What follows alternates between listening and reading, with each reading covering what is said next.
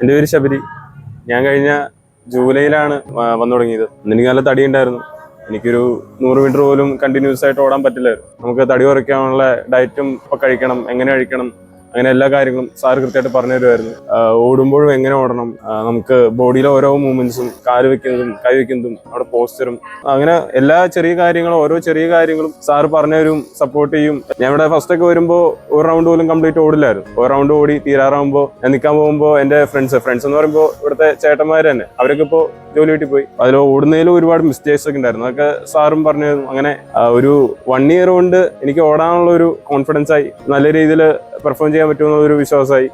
ഞാൻ ഫസ്റ്റ് ഇവിടെ വന്നതിന്റെ ഉണ്ടായിരുന്ന ഫിസിക്കൽ ടെസ്റ്റിന്റെ കൃത്യം 1 ഇയർ കഴിഞ്ഞിട്ടുള്ള നേവിയുടെ ഫിസിക്കൽ ടെസ്റ്റ് ആയിരുന്നു. ആക്ച്വലി ഞാൻ കോളേജിൽ ചേർന്നായിരുന്നു, കാരണം +2 കഴിഞ്ഞിട്ട് 2 കൊല്ലം കഴിഞ്ഞായിരുന്നു. അപ്പോൾ കോളേജിന്റെ ഫസ്റ്റ് ഡേ തന്നെയായിരുന്നു ഫിസിക്കൽ ടെസ്റ്റിന് പോയി. സാറും പറഞ്ഞു എനിക്ക് കിട്ടാൻ ചാൻസ് ഉണ്ടെന്ന് പറഞ്ഞു.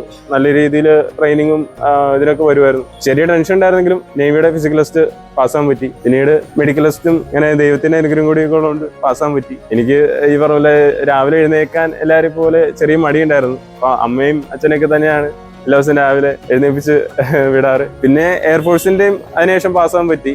അതേപോലെ SSCയുടെയും GDയും റിട്ടൺ ടെസ്റ്റ് പാസ്സാൻ പറ്റി. ഇപ്പൊ നേവിയുടെ വന്നു, സന്തോഷമായി ഇങ്ങനെ പോകാൻ നിൽക്കുന്നു.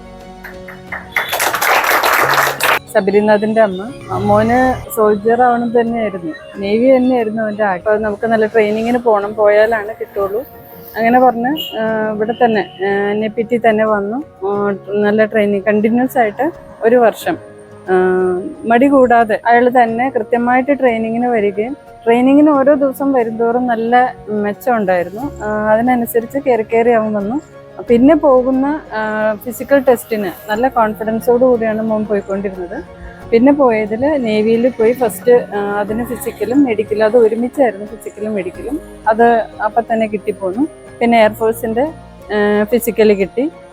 അങ്ങനെ പിന്നെ ഏകദേശം ഇപ്പോൾ നേവിയുടെ ഓൾമോസ്റ്റ് എല്ലാ കാര്യങ്ങളും ഒക്കെയായി. ഇപ്പോൾ ഒരു സോൾജറായിട്ട് അവൻ പോകാൻ പോവാണ്. വളരെ സന്തോഷമുണ്ട്. ഇപ്പോഴും മോൻ്റെ അച്ഛനായിരുന്നു ഭയങ്കര ആഗ്രഹം, ഡിഫൻസിൽ രാജ്യത്തെ രക്ഷിക്കുന്ന ഒരു സൈനികനാകണം, അല്ലെങ്കിൽ അതിൻ്റെ ഭാഗമാകണം, ഏത് രീതിയിലെങ്കിലും അതിൻ്റെ ഒരു ഭാഗമാകണം എന്നുള്ളത് ശബരിയുടെ അച്ഛന് ഭയങ്കര ആഗ്രഹമായിരുന്നു. അതെൻ്റെ മോൻ നിറവേറ്റി കൊടുത്ത് സന്തോഷമുണ്ട്. Thank you.